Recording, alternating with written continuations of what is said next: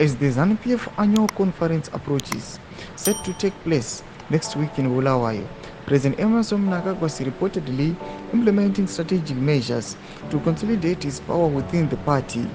Known for his political acumen, Mnangagwa's recent actions suggest that he is keen to assert control in what is expected to be a pivotal gathering for the ruling party.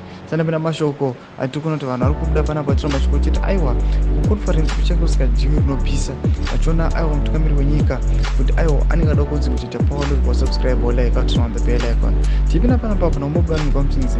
A statement from the ZANU-PF indicated that policy and coordination meeting was held today at the party headquarters ahead of the 21 National People's Conference in Bulawayo next week.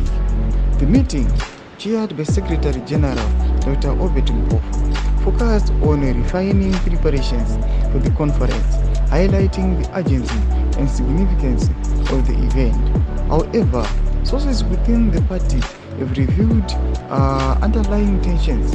One source remarked, Mudara is clipping the general's wings. The party leadership has been instructed to keep Chiwenga at bay.